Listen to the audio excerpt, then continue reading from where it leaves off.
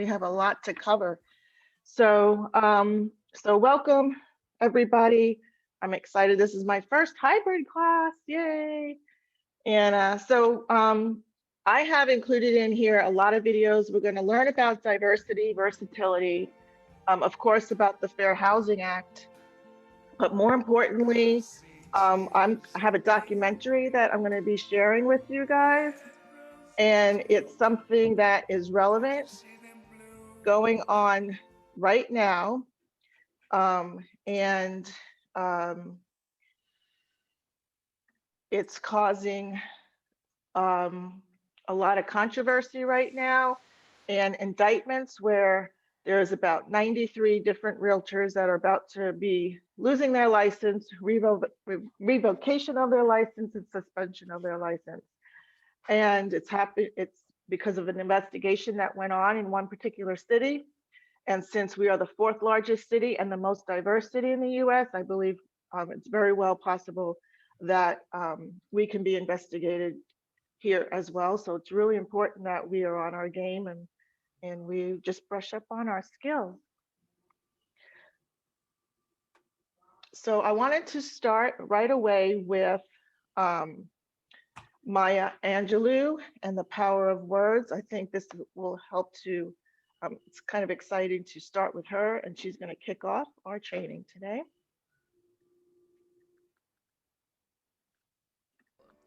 I've been in her home at a party and someone telling a homophobic joke.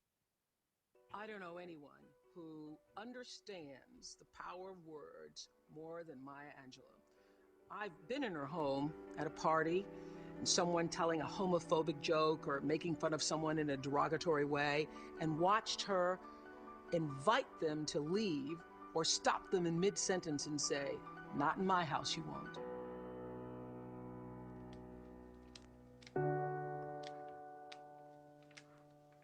Words are things, I'm convinced. You must be careful about the words you use, or the words you allow to be used in your house. In the Old Testament, we are told in Genesis that in the beginning was the Word, and the Word was God, and the Word was with God. That's in Genesis. Words are things. You must be careful. Careful about calling people out of their names, using racial pejoratives and sexual pejoratives and all that ignorance. Don't do that. Someday we'll be able to measure the power of words. I think they are things. I think they get on the walls. They get in your wallpaper. They get in your rugs, in your upholstery, in your clothes, and finally into you.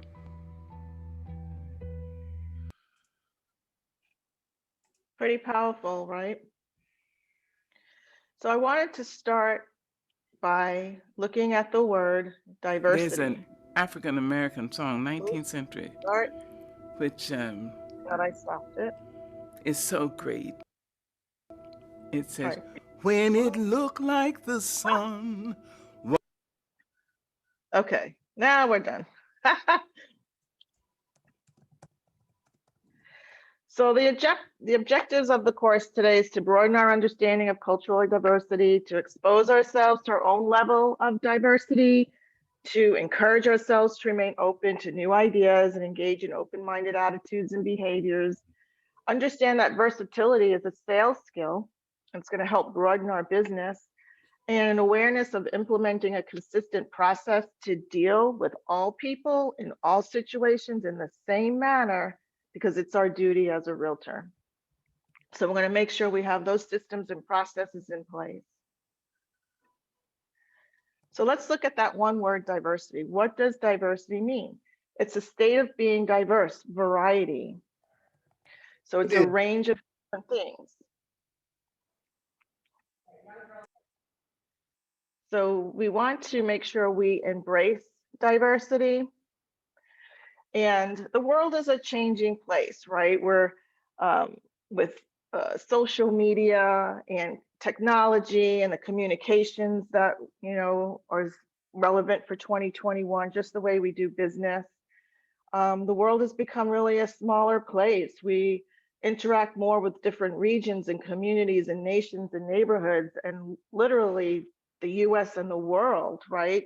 We've all kind of, it's kind of not a big world anymore. It's really more of a small world, right? And as realtors, we need to understand and embrace and celebrate the diversity because there's a lot of benefits we can reap from that. And that's more along the lines of making our business bigger, our audiences bigger. The city of Houston is the most ethnically diverse metropolitan area in the US.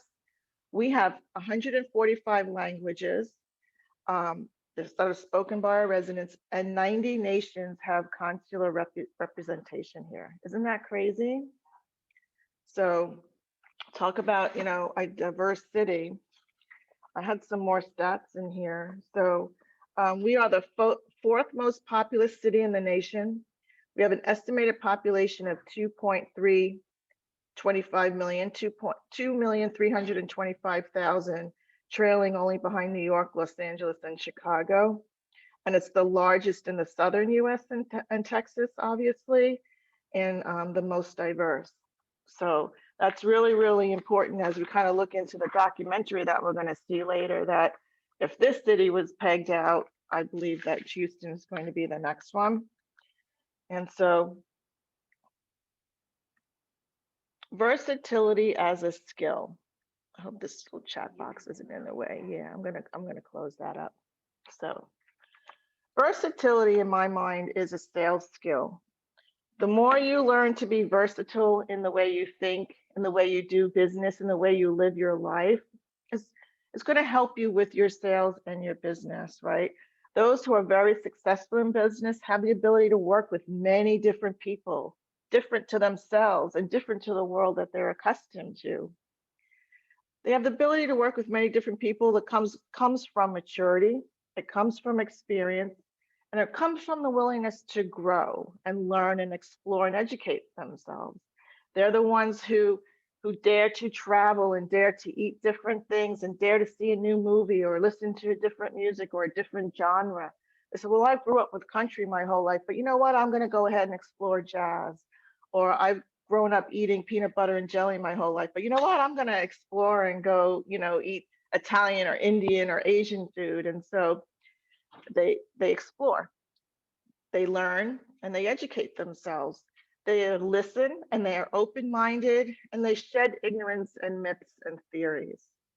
They explore and learn from fact and personal experience. And I truly believe personal experience is, the greatest university, right, that you can, put yourself through in life. So the easiest way for us to be versatile and experience different cultures is through food, right? Eating different food, going to different restaurants, going to different ethnic restaurants.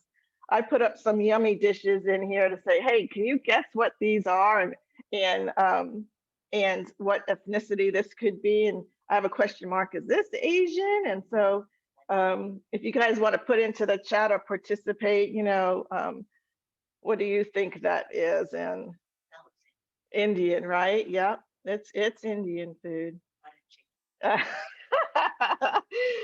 this one, this is like, a staple, right? It's, that beef and broccoli Chinese and sushi that we all love. And then this, right? Tamales, pastelas, Caribbean, Mexican food. And that's what makes, and that, eating different foods and experience culture like that makes life fun, right? So let's go into assumptions, stereotypes, and biases. Where does that come from?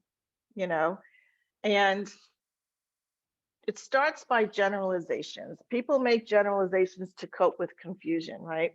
When they don't understand something, they don't understand a person's language, or they don't understand, where somebody's coming from, you make generalizations about them. And we should summarize our experience with people using words like most or many instead of using the word all, right? They all do this. They're all like that. We're going to go into a little bit in the next couple of slides of spewing some of this stuff. But if we can just start by using just many or some instead of the word all to kind of classify and generalize things that we assume, that is a step in the right direction. The more ignorant we are of individuals, the more stereotypes turn into cultural myths. If we assume the entire group is a certain way, then we can't form relationships with actual individuals. Does that make sense, right? If we're kind of classifying everybody as the same way, and then that sort of kind of puts up a barrier for when we meet one individual of that ethnicity or that group or that type. And so we want to bring that wall and that barrier down. The less we know about the individual who belong to a particular group, the more likely we are to stereotype. These stereotypes tend to become cultural myths. So let's chat a little bit. And in my little let's chat a little bit, I just kind of wanted to do this exercise. And we could talk about, some myths or stereotypes about some groups, but I wanted to talk about the word realtor. For those of you who are Zoomers out there, if you can go put it in the chat. I'm going to go ahead and open up my chat, see if I can see the chat there. What do you think the stereotype is of a realtor? What do you think the general public says about us out there? They get paid and they really don't do anything. They make a lot of money. So that's sort of assumption that people make to all of us as a group, right? Rather than the individual, where they really know, hey, yeah, they're a salesperson, right? And so it's kind of hurtful when we're on that end of it, because we know that's so not to be true, right? So if we can kind of relate that to an ethnic group that gets stereotyped as something, it can be really painful, right? Because people are ignorant. They don't know what we do. They really don't know how hard we work and the education that we need to hold and we need to do, right? So I wanted to shift now and kind of allude to how diversity and inclusion is part of your job. So as realtors, we're members of the National Association of Realtors. It's the law, and it's our fiduciary, it's our sworn oath to be diverse and to be inclusive. And they did it that way so that we don't repeat history. It's the right thing to do. And they made it our fiduciary responsibility, our duties owed to our clients and to the general public. And so it's literally part of the job. So you have to challenge yourself that if you are not so diverse and you're not so open-minded and you're not so versatile, you have to question yourself as maybe, is this the right business for yourself? Texas Realtors holds us even to a higher standard. They make us commit to our profession and to our clients. We're supposed to be more well-informed than the consumer. We're supposed to foster a favorable real estate environment, have access to valuable resources, that we can give those resources to the consumer, and to adhere to the NAR Code of Ethics. And I'm going to play for you guys what our exact NAR Code of Ethics are.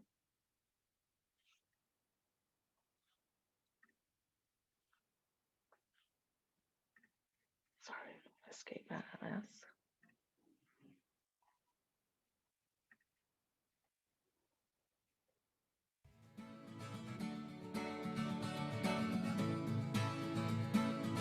One of the most important things that sets realtors apart from real estate agents is the Realtor Code of Ethics.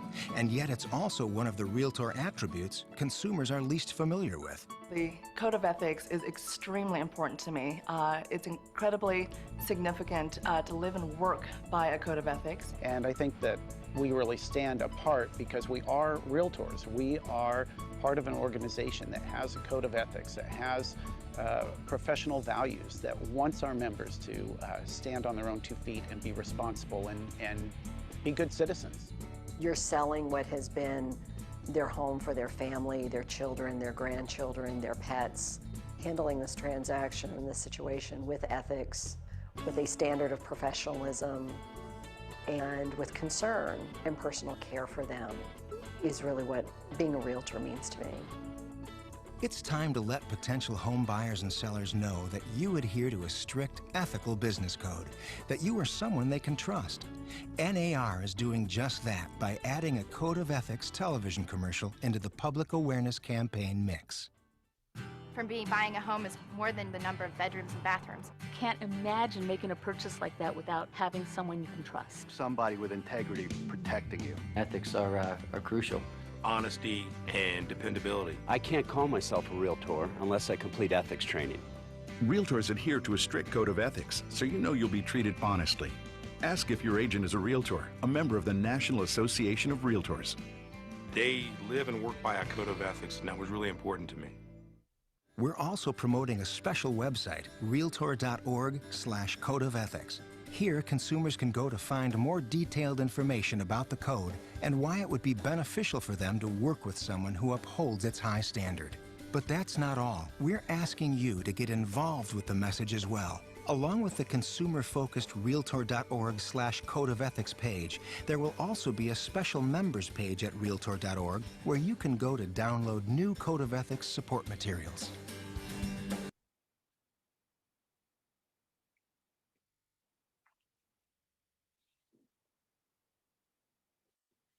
So NAR has a code of ethics that we have to adhere to. And those are going to be integrity, objectivity, professional competence, confidentiality, professional behavior, and honesty. So we always have to make sure those are in the forefront. Those are our fiduciary. And we owe that to our clients, whether we represent the buyer or seller, but all peoples, even our colleagues. How this all came about is through fair housing. Fair housing came out of the Civil Rights Act of 1968. The 1968 Act expanded to include prohibiting discrimination against sales, rental, and financing of housing based on race, religion, national origin, and sex, and handicapped and familiar status. So Title 8 of the Act is also known as the Fair Housing Act. So the Fair Housing Act comes out of the Civil Rights Act. It's all one. This was just an expansion of that. Then NAR and Texas Realtors have expanded on that. So in addition to these 7 protected classes, there's 2 more. And I wanted to just play this, this YouTube because it's kind of relevant for today, of how this came about in 1966 and 1968. Because it's relevant today, and it's going to be relevant to this documentary that we're about to see. It's really profound.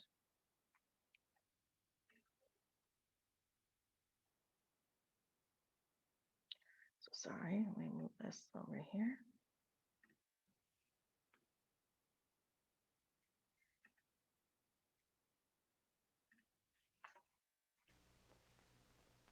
It's funny how things just come full circle in life. It's going to take a minute for the sound to come up. This is literally LBJ signing the Fair Housing Act. On an April afternoon in the year 1966, I asked a distinguished group of citizens that were interested in human rights to meet me in the cabinet room in the White House. In their presence that afternoon, I signed a message to the Congress. That message called for the enactment, and I quote, of the first effective federal law against discrimination in the sale and the rental of housing in the United States of America. Few in the nation, and the record will show that very few in that room that afternoon, believed that fair housing would in our time become the unchallenged law of this land. And now, at long last, this afternoon, its day has come. Now with this bill, the voice of justice speaks again. It proclaims that fair housing for all human beings who live in this country is now a part of the American way of life.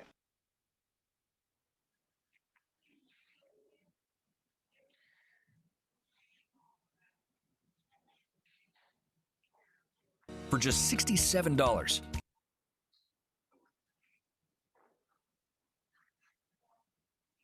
That was back in 1968.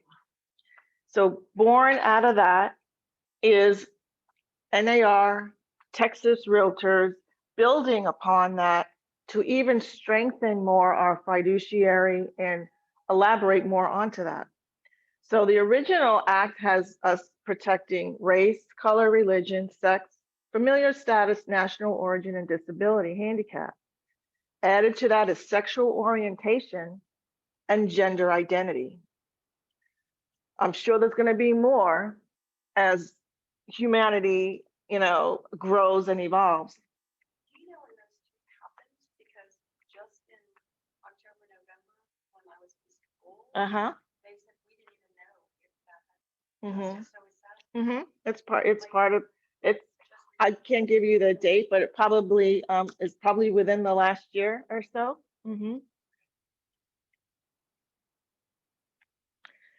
And let's see. I'm going to go ahead and this is going to be NAR. This is our window of the law. This is our housing update where they're going to go ahead and discuss how that is coming into play and how also NAR just in January has added to this hate speech, where you have to be very careful about what you put in your advertising, in your marketing, how you talk to each other, how you talk to colleagues, and they're labeling that hate speech and discrimination speech. So, like I said, this is evolving and ever so growing, and we need to be aware of it. So I'm going to get out of here. And this comes right from our NAR.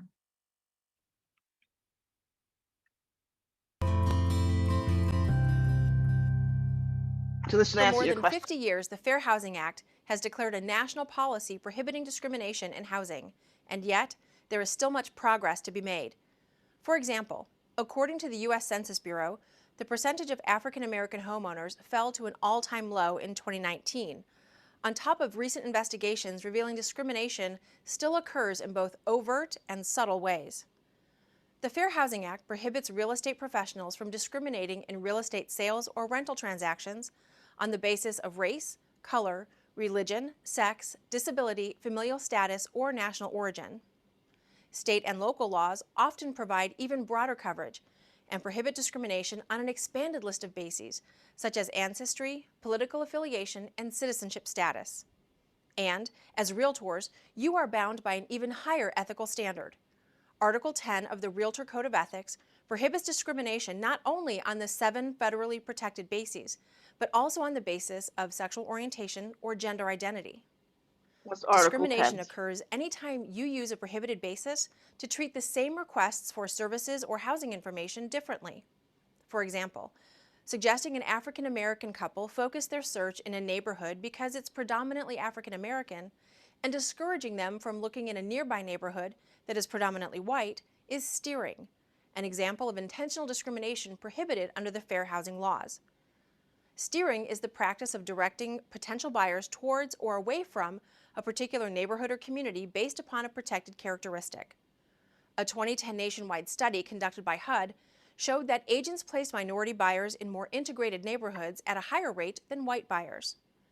And where steering was once blatant and overt, the illegal practice can now be veiled in seemingly objective criteria like school performance or crime statistics. But remember, intent doesn't matter. Intent is not an element to prove discrimination took place. As a real estate professional, you must be mindful of the discriminatory impact your words and actions may have. The effect of a real estate professional's actions could be discriminatory if an action or policy, no matter how neutral it may be on its face, results in an unjustifiable impact on persons of a particular background. Also, keep in mind this common fair housing danger zone that real estate professionals should avoid: inconsistent prerequisites to providing services. For example, requiring a pre-qualification letter from African American buyers but not white buyers, or only requiring buyers of a certain national origin to show ID before showing them a home, or requiring only Muslim buyers to sign an exclusive buyer's brokerage agreement before you'll work with them, may all run afoul of fair housing laws. Anytime you inconsistently apply requirements, you run the risk of discriminating on a prohibited basis. As a real estate professional, keep the following tips in mind to avoid fair housing pitfalls and to further your duty to provide equal housing services to all. Keep any prerequisites to providing services consistent and objective. Provide buyers with listings based on the buyer's objective criteria for a home, not on the racial, ethnic, or religious makeup of the neighborhood or your opinion of where you think the buyer might like to live.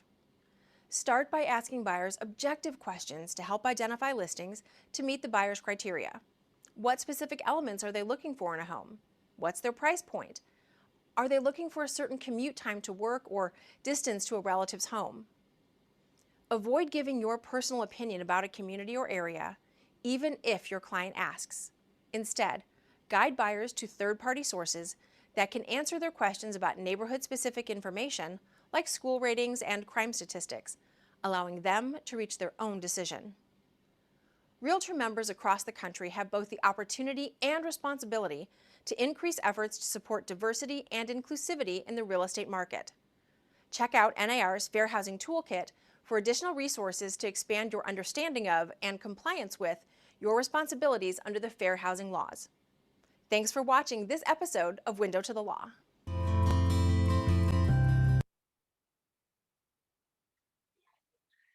So, pretty interesting stuff, right? So when I talked earlier about having our processes, we need to really reevaluate our business system. So every time that phone rings, are we asking, no matter who's on the other end, the same pre-qualifying questions? When we're showing up our showing services, we're taking new listings and this is a heated market. Are we allowing certain people to come and preview before others? When we're opening it up to a public on Sunday and we're allowing others to come in early, could that be biased? Could that be eliminating the opportunity for others? So we really need to start reevaluating, and not flying by the seat of our pants, and making sure that we have a system in place for everything that we do to remain fair and impartial and include all. And always second guess and question, hey, if I do this, is that giving an opportunity for everybody, right? If I have it coming soon and an agent calls me insisting, please, I want to, can you let me in, let my client in, we're a cash buyer. Is that really the right thing to do, right? That you're giving them an unfair opportunity to see the home before the others, right? So, I was going to take a 5-minute break. I don't think we need a 5-minute break. I'm going to continue rolling with this. And so the crux of what I wanted to share with you guys today is there was a 3-year study testing fair housing, and a documentary came out of it. They sent people undercover to house hunt, and they really anticipated in this study that they were going to find that the majority of the realtors practiced fair housing, and they knew what they were doing. There were systems in place to be fair and impartial and just, for all. And unfortunately, it was the exact opposite. It's actually very shocking. I've watched this 5 times now, and there's just these little subtle things. I'm in the business 32 years, and I just really thought that I was just really knew what I was doing. I know fair housing like the back of my hand, and I can honestly say myself, I've probably done some things I probably didn't realize, but I violated fair housing, and I could have violated fair housing for somebody. Yeah. Yes. Mm-hmm. Now this even scared me more. Yeah. Because if I'm going to go out there and I'm not intentionally going to do something wrong or against the Right. law, and so I get caught, and then that just Well, and that's why we have this, because this documentary is going to really, it's a day in the life of 93 agents. So this documentary is calling Testing the Divide. It occurred in Long Island, New York. It started in 2016 and just concluded in 2019. All of 2020 was investigations, and now April 2021, the indictments are rolling in, and the license suspensions are occurring now, and the license revocations are just occurring now as we speak today. So there was 25 testers. They met with 93 different realtors from the top 12 brokerages. There's 240 hours worth of film, over 5,000 homes viewed, and the results of this are truly, truly astonishing. Is this something we will be able to rewatch, or is this only? Yes, I'm recording it, and you're going to be able to rewatch it, and I suggest we're going to go through it. I'm going to, at a certain point, kind of skim us through, because there's a little bit of history in there that we don't really need to know, because I want to keep this kind of shorten it up for our class today. But you can go back and see it in its entirety. So yeah, hold on to your hats. I did at one point. Yeah. So, 1, 2, 3. My name is Jesus Rivera. Today's the 21st of April. Like I said, relevant today, going on right now. In my car. So it's Richard Helling testing as Matt Browning on May 3rd. Hello. Hi. My name is Kelvin too. How you doing? Yes, Kelvin. Yeah, me and my wife is looking to purchase a home within the Brentwood area. They were ordinary Long Islanders. Great. Maybe go get some more then, okay? And we sent them to meet with real estate agents to ask about buying their first home. Pleasure to meet you. Thank you. All good. Thank you. They were trained, confident, and followed scripts. Tag in Stephen Macropolis as Nicholas Parisi. They had no idea what houses agents would suggest, or even which communities. You were not going to like those schools. But you don't want to go there. It's a mixed neighborhood. Mixed neighborhood. If agents are courteous and professional, how can you know that they're treating you equally compared with someone of a different race or ethnicity? I have to say it without saying it, you know. Behind smiles and handshakes, how do you know if they're giving you fewer options or suggesting different areas? I'm not going to send you anything you want to get, unless you don't want to start your car to buy your crap. Or that rules don't apply to you and another home buyer in the same way. Yeah, okay, I definitely need that. Long Island is one of America's most segregated suburbs. Newsday set out to discover what role real estate agents might play in keeping it that way, potentially affecting the quality of lives. Technically, as a real estate agent, we shouldn't tell the buyers. In house hunting, it's nearly impossible to see evidence of hidden discrimination. You would never know unless you go undercover. Mm-hmm. Yeah. And, you know, and every city has pockets. Every city has different nuances and different In one sections. test, Johnny Mae Alston was the black tester and Cindy Parry was the white tester. And they met with Anne-Marie Quealy-Bichon at Signature Premier Properties office in Cold Spring Harbor.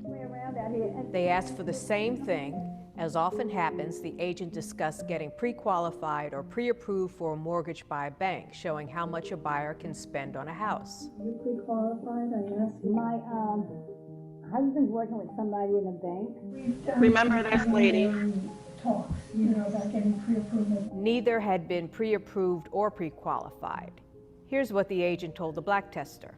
So I really need that. I won't take out any money unless you have a pre-qualification letter. So that means I can't pre-qualify for a mortgage.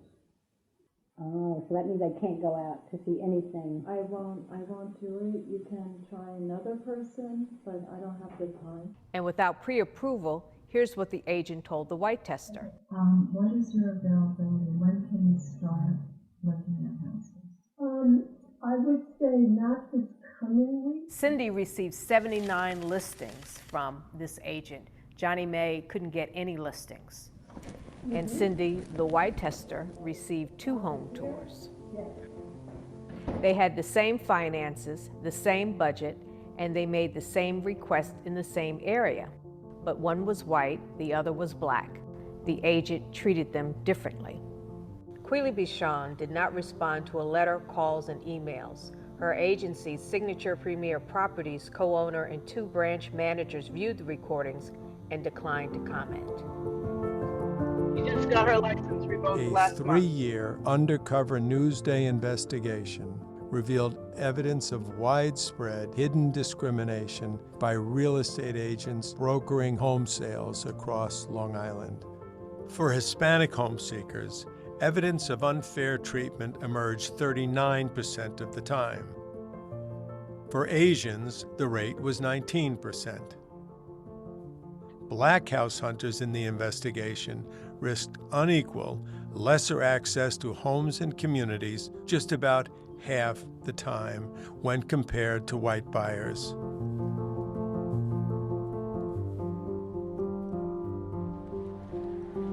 And this is a very educated, very diverse, culturally. Kelvin Toon is a black man in his early 50s. Affluent. And he went in to meet with an agent involving a test in the Brentwood community, a community that is 80% Hispanic and black. The agent communicated to Kelvin, our black tester, that she enjoyed meeting with clients from the Brentwood area. Every time I get a new listing in Brentwood or a new client, I get so excited because they're the nicest people. When we sent Kelvin's counterpart in to meet with the same agent, the white tester was actually warned about Brentwood not being a nice place. The nursing home we need to be near is in Brentwood. Okay. And so we found a couple that are in Brentwood. Pretty close to each other. Okay. And it just seemed like those would be handy also for going to visit. Do you want to give me them and I'll look into them for you? Or? Yeah, I can do that. That warning came later to the white testers saying there was concern about gang activity going on in Brentwood.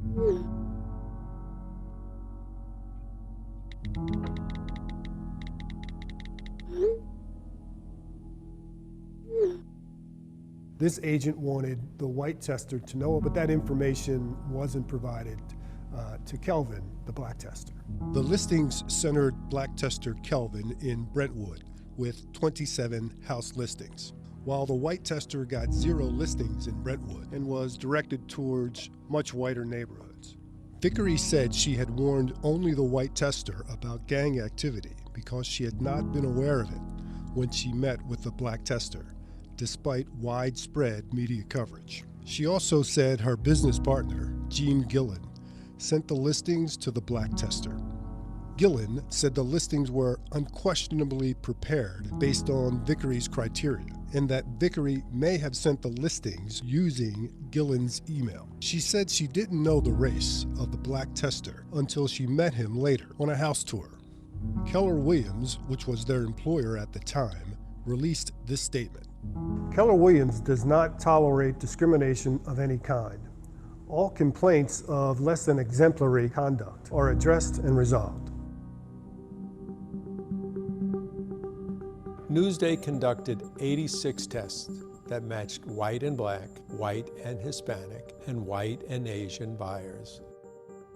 We focused on agents associated with the 12 brands that represented more than half of the island's home sellers in 2017. The primary question was whether the agents provided equal service. Was one tester provided more listings than the other? Also, where were those listings placed? Did the agent recommend similar neighborhoods to both testers? Here in test 56, the agent Frederick Wallenmeyer provided the testers with comparable listings. In my eyes, you're a buyer, you're a buyer. I wanted to give the potential buyer a more diverse look and background of the Hamptons and what they like. Right, bravo. The same two testers from number 56 met with a different agent, Kevin Getty, in test 59, and despite asking for the same parameters, they received disparate listings.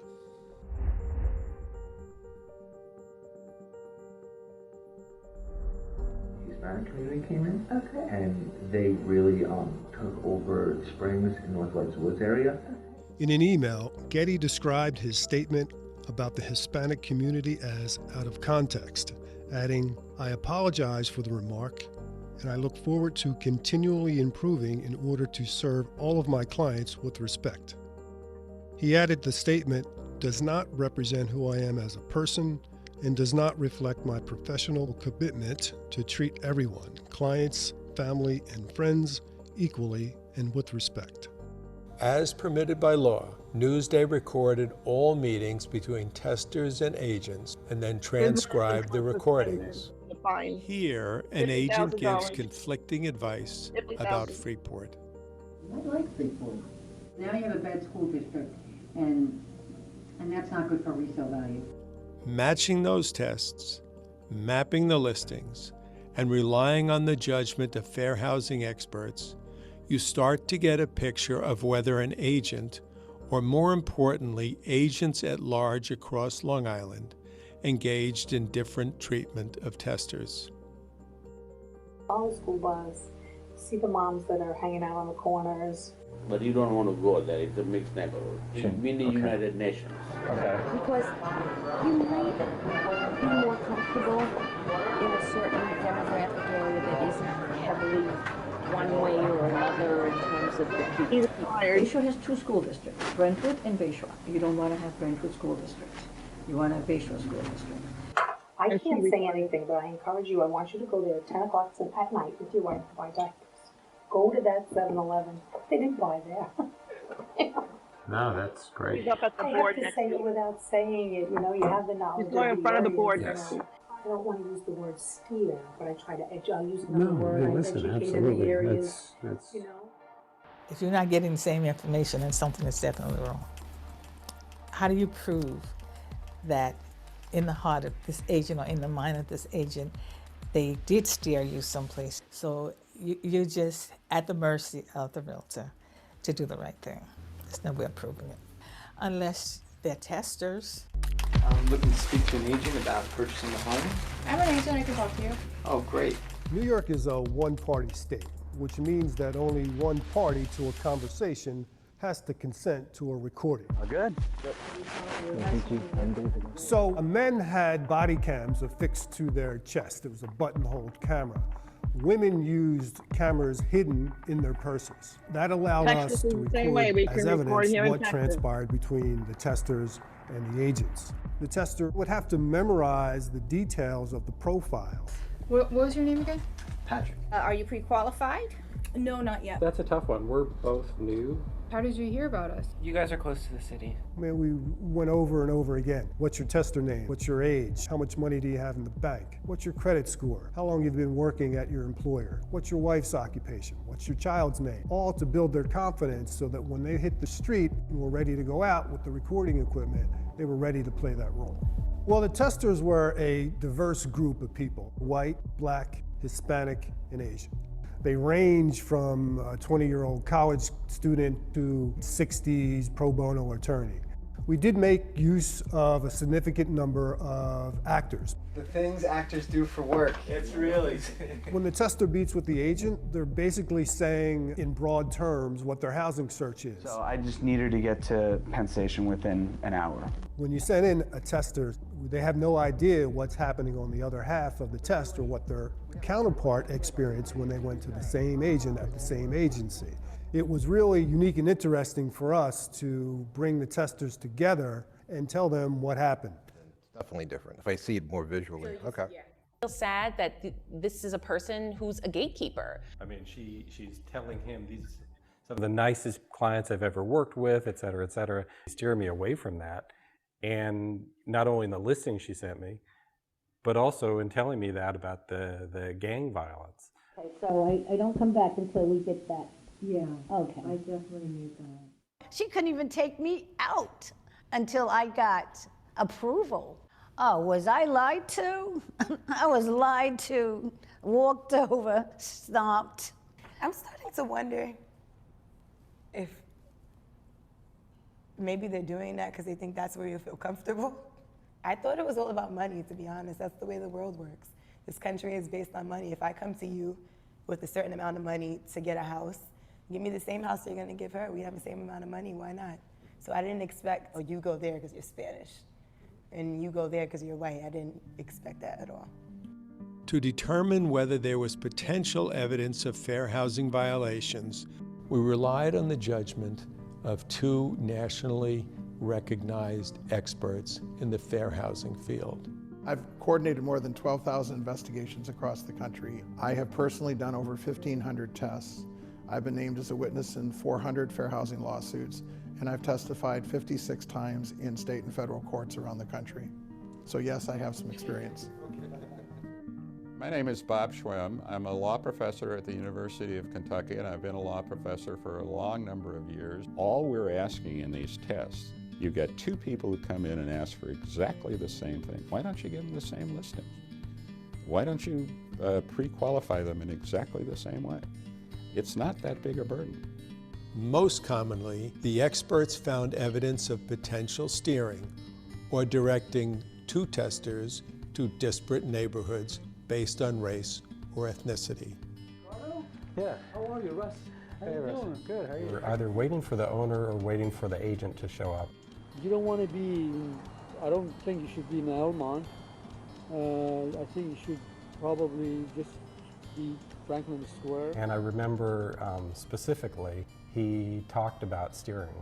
Yes, that's what he said. Steering, yeah. Yeah.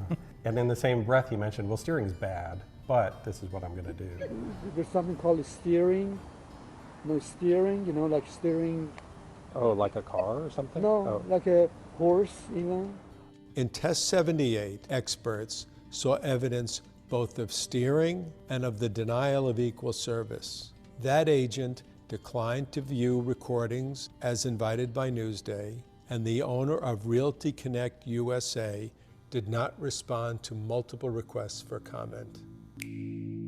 Steering is a practice where real estate agents or others essentially discourage people from considering certain housing opportunities or neighborhoods based upon their race or national origin or some other factor, and it perpetuates segregation. And this practice has been illegal since the fair housing laws were passed. Agents can steer through words. It can be done through actions. Without the prospects knowing it, I'm just giving the white prospect listings in a white area. It's really amazing how people can really express to a realtor what they desire, and yet they still get taken to where the realtor desires to take them. Really, in Realtor 101, you do learn that it's against the law to steer. Steering has some devastating consequences. For the consumer, it limits their housing choice to certain areas. It locks people out of communities. It can deny people of all races the opportunity to enjoy the social, professional, and personal benefits of living in an integrated community. And it sends a disgraceful message to African American people that the real estate industry, or at least some within the real estate industry, still view them as less worthy. The home buying experience for blacks was a sharply different experience than it was for whites in our testing. The identification part really shocks me. In one test, black tester Lisa Copa was asked for ID. What else? I do need a copy of your license. Oh, or something, some form of ID. The thing is, because I've gone on so many tests where they have never asked me for ID, why would they need ID? All right, but this is routine. I mean, this is something that's not unusual. Yes, no, that's what we do with everyone. Because, if you want to give it, you give it. If you don't, you don't. But okay. Don't forget, I'm going out. It's a stranger also, so we just ask for identification. That didn't happen when her white matched pair counterpart went in to the same agent and ask for the same criteria. All of these surrounding areas are great, and they're great for your commute, and they're great for your husband. And Lisa's listings were in more diverse neighborhoods like Hicksville and East Meadow. Her white counterparts' listings were in more white communities. Petrelli declined to comment. We conducted 39 match tests involving black testers. In 19 of those tests, the black tester experienced unequal treatment. That is 49% of the time. Being black, you have to prove yourself 4 times over. You have to prove that you deserve what you get. As black testers, they were getting directed to more diverse neighborhoods, or that they weren't getting equal service compared with their white counterparts. If I go into a real estate office and I say, I'm looking for a house in this price range, I work for this employer and I make this kind of money, generally my word is taken. Is it possible to, for you to start sending me some listings? I can send you listings in those areas. And I'm not asked to show pay stubs. I'm not asked to go get pre-qualified by a lender. I'm not asked to do a variety of things. So you need that. Definitely. Absolutely. Absolutely. Can't even look at listings or anything. I wouldn't know what to show you. It suggests that African Americans and other people of color are not always taken at their word for what they can afford.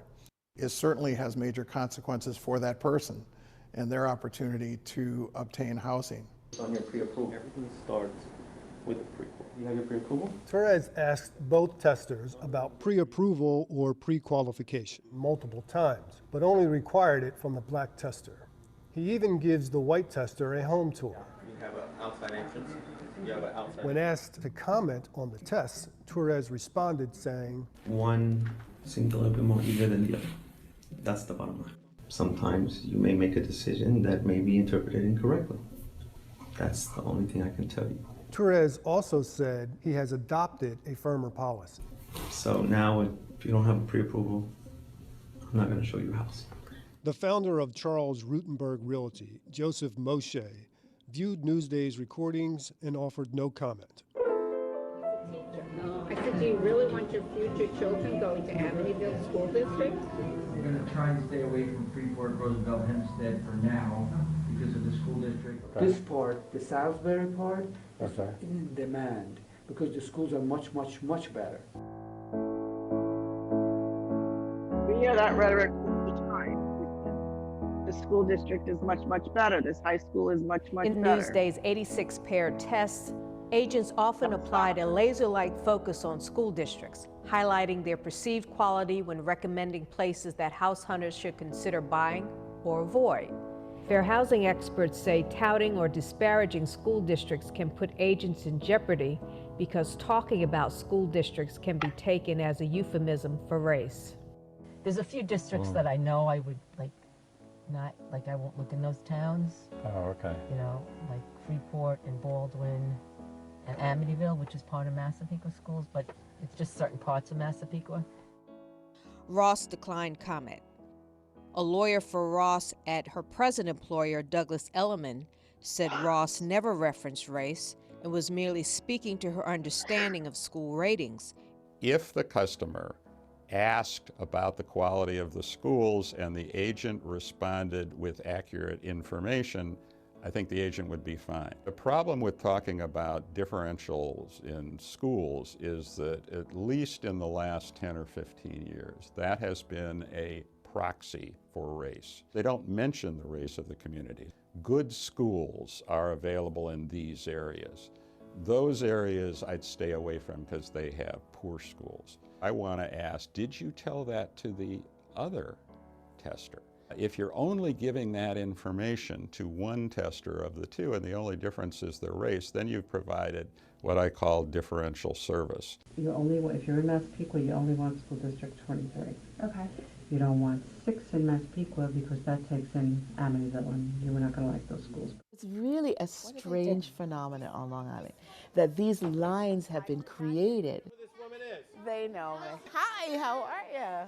It's interesting. Within blocks of each other, you can find that we have artificially created these school districts. I have no idea who drew them, but try to move them, and you will have World War III. Nassau County is divided into more small little pockets of municipalities and school districts than almost any other county in the country. And that definitely exacerbates the segregation that we see on Long Island.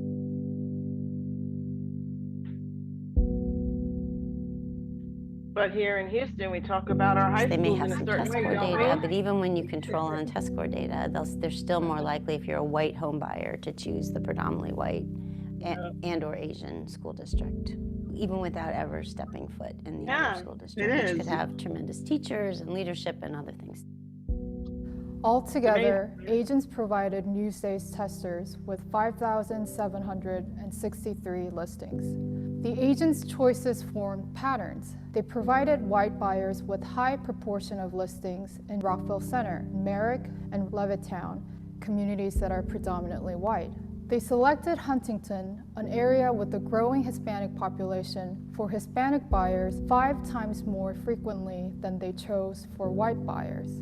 He got something like 30 listings in Huntington and Huntington Station, and I got 3. Most starkly, for buyers of all backgrounds, the agents from Long Island's 12 largest brands almost entirely avoided suggesting houses in predominantly minority communities.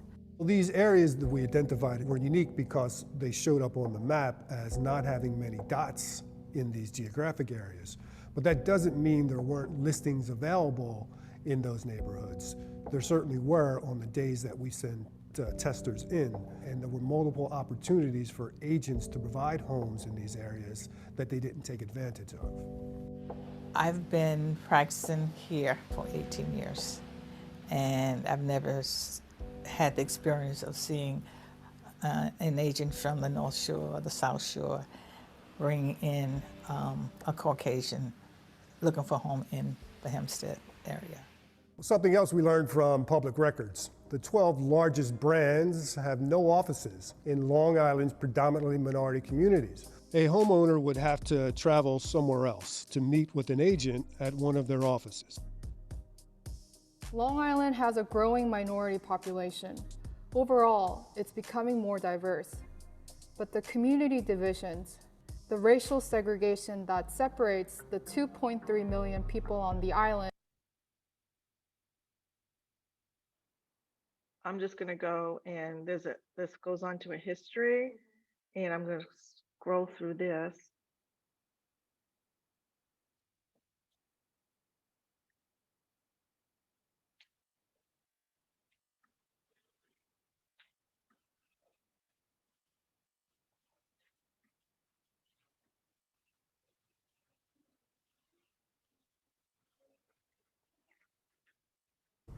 There's no way for me to ever find out unless there's a pair testing, as in this case. It almost makes me wish that the racism is more explicit so that I would know about it. Too often I hear people who maybe aren't as familiar with this kind of work say, oh, well, they were just testers. But all you have to do is tell someone, which I have to do on a fairly regular basis, that you were turned down because of your race, and tell them the circumstances that occurred on a particular test, and you will see just how real and painful that injury is. Elmont, it's okay, it's good, you're very close to the city. Some of them are not as nice, Elmont. I do remember him, he was nice, and I do remember him pointing out on the map. Oh, he loved that map. Yeah, I remember like that. yeah, he had the map, and he's like, Some of these towns, in my opinion, are not necessarily the greatest in terms of school districts, safety, crime, resale. Hubbard said that he based his statements about communities on a website that purports to ascribe livability indexes, including crime statistics. Newsday discovered that the data behind the crime indexes was flawed. I think they're nice towns. I was brought up in Elmont, so I don't know. That kind of hurts my feelings. People are judgmental. I didn't expect to reach my age and not have a country that was basically salt and pepper integration. This is a law. This should be treated like a tax law or any other law. You have to obey this law, and particularly if you're in a licensed business like real estate agents, if you can't obey the law, you ought to just get out. When you say to a real estate agent, you have to take 3 hours of fair housing, they're going to go, ugh. A question remained for us. If 39% of our tests revealed evidence of fair housing violations, might there be a flaw in agent training? New York State mandates 22.5 hours of continuing education every 2 years for agents to remain licensed. We observed 6 of these courses. So the Long Island Board of Realtors offers state-mandated training in fair housing for real estate agents and brokers. This is a recording of LIBOR's current president, Diane Scalzo, teaching fair housing last year. They say everybody comes from the same 2 places in Africa. So, like, we're related. We may not look alike. But deep down inside, you're still my sister. She spent less than 20 minutes discussing fair housing. And if we could just treat people with that kind of kindness, it would be wonderful. Okay, so fair housing, okay, we covered that. And then just want to make sure you get everything you're entitled to. An expert who reviewed a transcript of the class called it shockingly thin in content. Scalzo told Newsday she is deeply committed to providing equal opportunities to all home buyers. She said of her fair housing instruction, quote, "Can I do it better? I'm teaching a long time. I'm sure I can. Do I want to? Without a doubt." Here's another trainer, Donald Scanlon, explaining fair housing laws in his class. I'm trying to share with you how not to get caught. And the way not to get caught is not to violate the law. And the way not to violate the law is to know what the law is. Then if you do get caught, then it's your choice. I'm telling you the speed limit out here is 55 miles an hour. If you choose to do 65 miles an hour, that's your choice. You're going to make the decision whether you want to do 65 miles an hour. Generally, when you see one of Suffolk's finest there on the road, you tend to be more compliant so that you don't get caught. Scanlon sat down with Newsday to discuss our findings. But I'm certainly open, and my fiancée said, well, Don, they might even consider, that you're saying that it's okay to do 65 miles an hour as long as you don't get caught. No, it's not okay. That's not what I had meant. But if some people interpreted that, then I'm going to have to perhaps readjust the way I cover fair housing. Of the 6 courses we observed, experts found that only Nicholas Gigantes met the fair housing training guidelines. Because maybe realtors are either discriminating against certain peoples, or we're asked by the buyers and sellers, landlords and tenants, to discriminate. I mean, I'm sure all of you have your stories where you ran into a homeowner that said, oh, we can't bring those people over here. I don't want you to sell to those people. Oh, no, this is a Christian neighborhood. You can't bring anybody else but the Christians here. Is that happening today? Yes. Yeah, how could that possibly happen?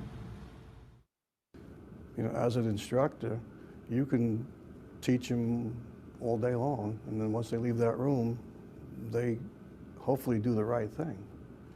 But we don't follow them around. They have some responsibilities on their own as licensees to stay within the law.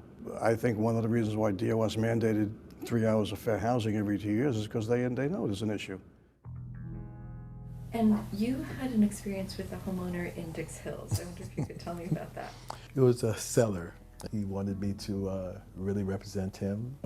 He just got to one point where he said, Roy, I just want you to make sure that you do not bring black people to the house.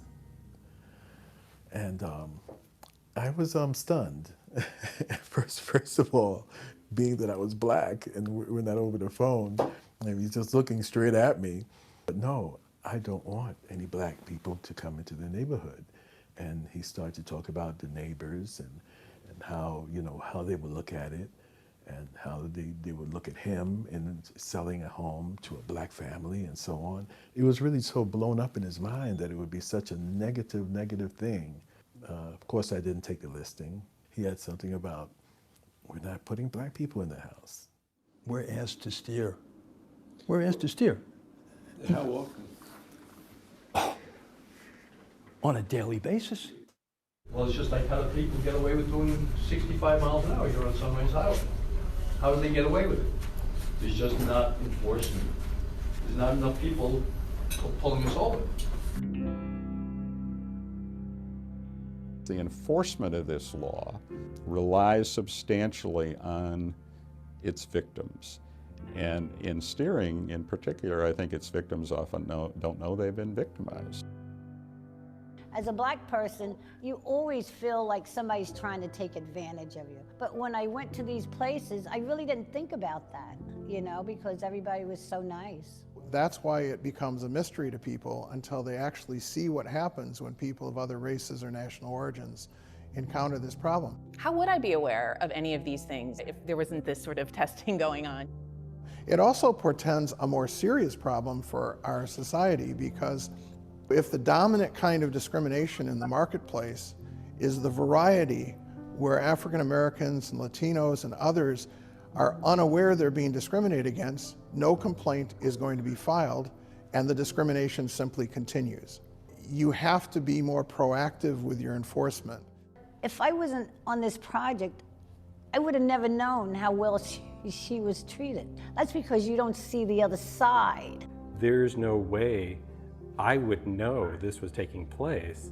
I had no inkling that any of this was going on, any of this covert discrimination.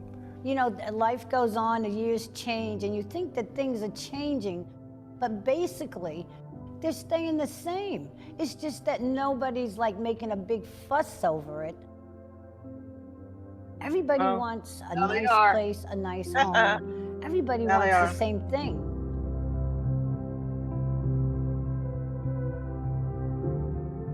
So I'm going to go ahead and stop it here. Yeah. So it's, I mean, what do you think? Did you even think that this was going on? No, right? And so, you know, I put a statistic up earlier that, you know, we're the most diverse city in the US. So if, you know, I hear that they are investigating in Chicago right now. And so I would just, you know, I mean, they could be out here in Houston, right? And so we just have to be just really careful that we have our systems and processes in place. I don't know if any of my Zoomers out there have anything in chat. I've got kind of mind-blowing, very disheartening. It seems like this is video. Should be required by all Premier agents. Thank you, Kristen. Yeah, I just really think so too. It's just, it's pretty shocking and pretty scary, actually. So, Karen, it's Kristen. Can I ask you a quick question? Yeah. So I saw that there was a lot of, I mean, obviously there was just some blatant, you know, racist behavior, but some of it was like about crime and maybe a school that doesn't, you know, score well. You know how the schools are scored. And I think that a parent, no matter what color, would want to know that information. So is the problem here that they didn't share the information with both testers? Yeah, so that's exactly right. You have to share the same information to everybody. And so the best business practice should be, if somebody asks you about a school, is you direct them to the school website, you know, and you say that same response to every human that you are working with in your business practice. So it's what you want to start setting up for yourselves is your set of standards for your business, right? You are your business. And so you're going to say to yourself, I'm going to ask every human being that I work with as a buyer these same questions. every human being, when they're looking in South Katy, is going to get the same search, right? And so if someone says to you, well, you know, I really want, we're Asian and I really want to be with, a lot of folks like us. My student is very academic. He's not into sports or anything. I mean, right away, as those of us who live here, right away, we can pinpoint our schools and we have to say, well, here's the KDISD website. Here's a bunch, we have a variety of wonderful schools and have different, some of them have different programs. You take a look and you let me know, I'm going to send you homes for the whole area and then you decide, right? We didn't decide for them. We gave them the information where to go. I'm going to send you the homes. You decide which ones you want to pick. And that's the same response for these people that were Asian, to these people who are white, to the people that come in from the Netherlands, wherever, whatever human being, whatever walk of life they are. So another one in the chat. Let's see. Hey, Karen. What else? Yeah. It's Trina. I used to work in the apartment industry, and we used to get tested like this too, but we called it being secretly shopped. And they would come and shop us. People would be pretend like they were interested in looking for an apartment, and they were really trying to see if we were following fair housing. So a lot of times whenever they asked about crimes, we would always refer them to a website of the area, which had the crime statistics. And sometimes they would ask about the demographic in the area. And we were instructed to always say, we approve whomever qualifies. Or, is this a big family area? Do they have this? Or like whomever, whoever is qualified, they're usually approved. So I have a little bit, like I've been exposed to this, but like I said, in the multifamily industry, we called it being secretly shopped. And we were also shopped, like even on the phone, not just in person, but yeah, they would videotape you. I mean, we would get a score report and it's a big deal. So people just need to be aware of it. Yeah. And so so now you feel a sense of, what I want you all to get out of this is just a reminder and a sense of how important your job is, how important your words are. Like Maya Angelou said, right? Just those words, they're going to be looking, if we're going to be shopped or investigated, and I truly believe probably every major metropolitan city will be, it's your words, it's your actions, right?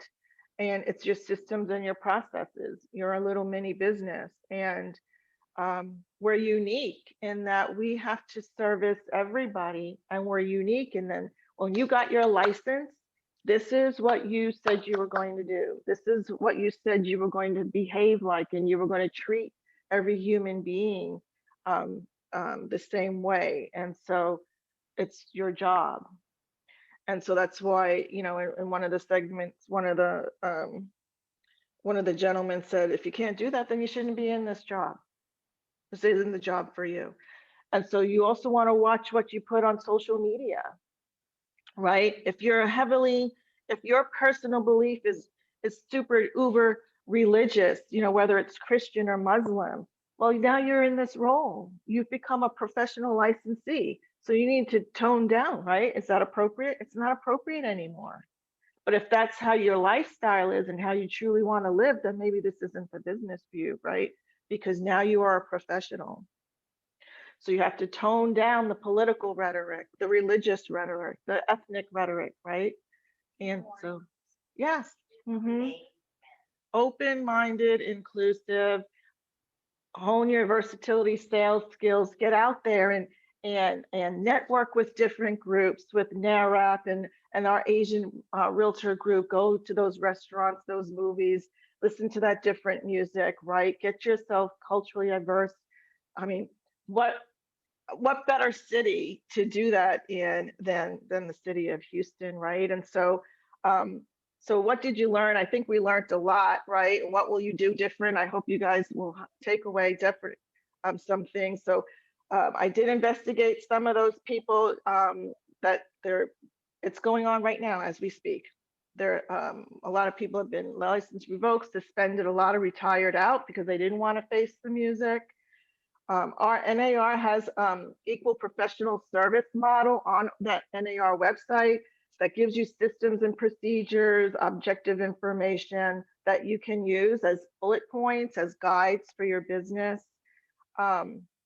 Some things I can, some helpful hints is to keep your prerequisites to providing service consistent and objective. That's going to be going forward. Consistency, same thing for everybody, right? Provide buyers listings based on the buyer's objective for criteria for a home, not on the racial, ethnic, or religious. Academic and athletic is very common here. Makeup of the neighborhood schools, don't put it based on your opinion or your experiences where you think the buyer should go or where you think the schools they should look at. And so, and then I just kind of leave you guys with, you know, just do the right thing. And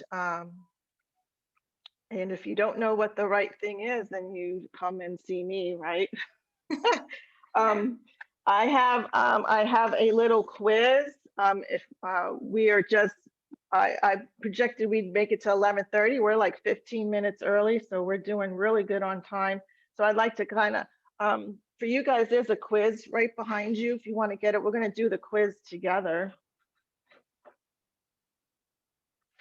I'm going to pull up this quiz on the screen. Let's see if I can escape out of here. Nope, nope, nope, nope, nope.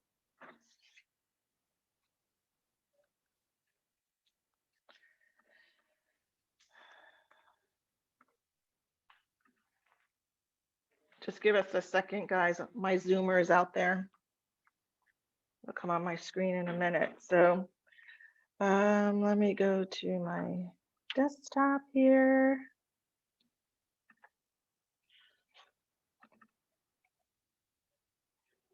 When you say housing unit, is that either single family or multi-family?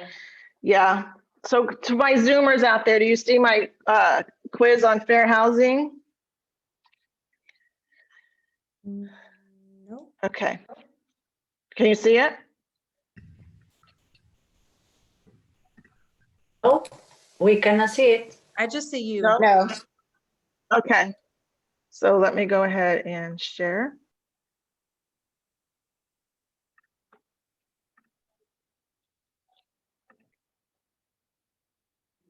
There it is. Perfect. Okay.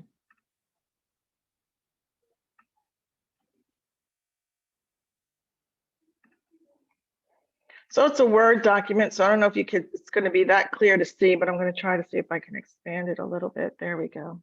Okay, so we're just going to kind of go through these questions together. I didn't want to, instead of doing a breakout room, but so let's go on to question number 1. Under federal fair housing laws, is it legal to prohibit which of the following in a housing unit? A, smoking. B, a live-in caregiver for a resident with a disability. Drinking alcohol, or both A and C? For you Zoomers out there, you can go ahead and unmute yourselves and we'll just do a collaboration here. What do you think?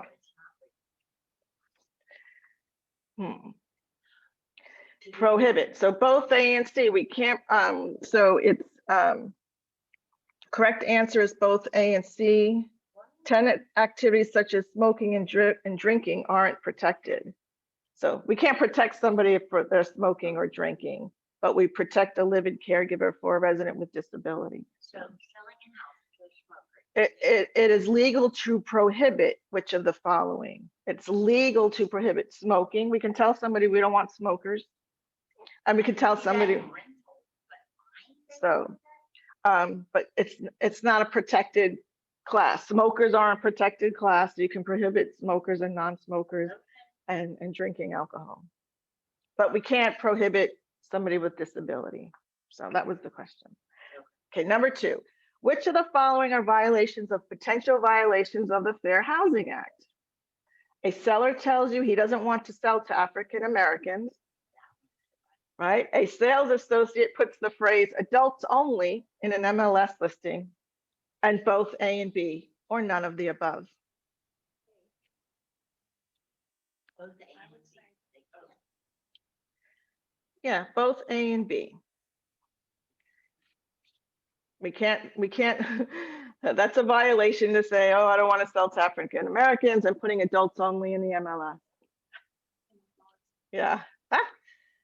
For my Zoomers, I don't see my chat. Let me see if I can put my chat up for you guys, but you guys are following along, I hope, right? We're all good? Mhm. Okay. All right, guys, number 3. Under the federal fair housing law, the 7 protected classes include race, color, source of income, handicap, national origin, marital status, or religion. Race, color, religion, sex, handicap, familial status, national origin. You all Can read you the share your third screen? Oh, you can't see it? Yeah, No. when you click the chat, it went away. Yeah. Oh, I'm so sorry. Okay, hold on.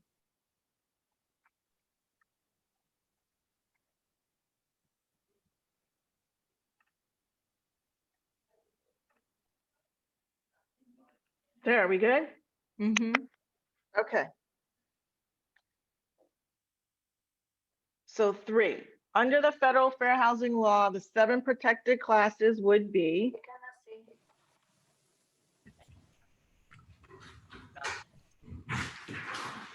race, color, religion, sex, handicap, familial status, and national origin. Still not seeing it on the remote. Oh, you're not seeing it on your screen, you guys? Correct. Okay, hold on. That's it. Oop, go back. Okay. Okay.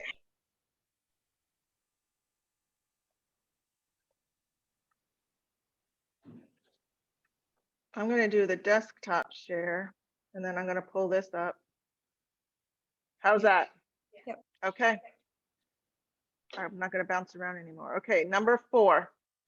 The fair housing laws prohibit all of the following except, can you read it?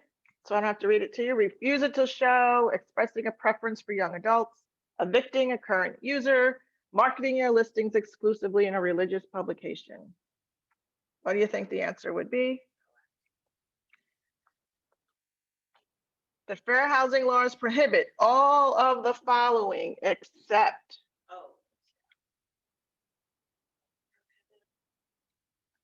It prohibits all of the following except evicting a current user of illegal drugs. Number 5, the Civil Rights Act of 1866 does which of the following? Grant all citizens the same rights as white citizens, allows exemptions only for homes sold, effectively prohibits all discrimination in real estate based on race.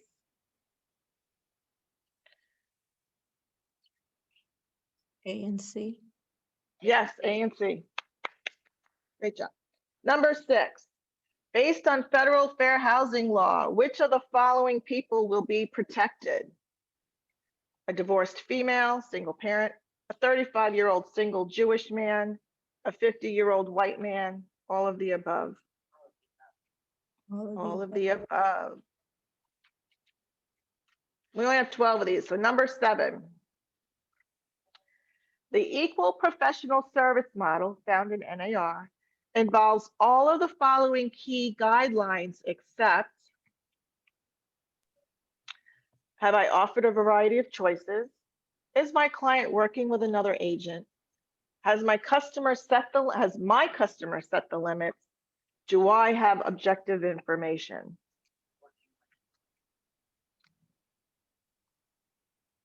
Yes. Is my client working with another agent? Working with an agent, yes. Yes, exactly. Perfect. Good job. Number 8. When a prospect inquires about the racial makeup of neighborhoods or schools, you should respond by saying, I believe the neighborhood has a few Hispanic families. I can check and get back to you. B, the Fair Housing Act prohibits me from providing that kind of information. I recommend you contact the school district, municipal government, or the local library. Or C, I wouldn't worry about that. The neighborhood is safe and all the schools are good. You'll fit right in. B, right? Number 9, if a seller using a real estate agent refuses an offer because of the buyer's national origin, who may file a federal lawsuit against the seller? A, the prospective buyer, B, the real estate practitioner, C, the federal government, or D, all of the above? All of the above. The buyer. All of the above. All of the above. All of the above. 10. Looking at the following 4 marketing examples, identify which one is okay under Article 10 of the Code of Ethics. So we want to find which one is okay. A, advertise only in a strategically limited geographic area that is populated by a particular ethnic group of people. B, limited advertising to small papers, which cater to particular religious groups of people. C, promote a listing only in selected sales offices in communities with similar ethnic populations. D, advertise your knowledge of a language other than English in an English language advertisement. Which one you think is appropriate? B. D. Yep. D, advertise your knowledge of a language other than English in an English language advertisement. That's the only thing that would be okay. Everything else is not okay. Number 11, in an advertisement for a small 2-bedroom house in a neighborhood where many families live, which of the following language is clearly improper under the Fair Housing Act? A,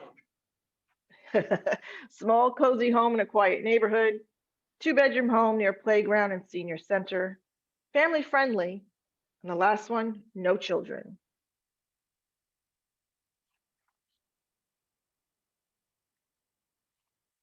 No children. Children. No children.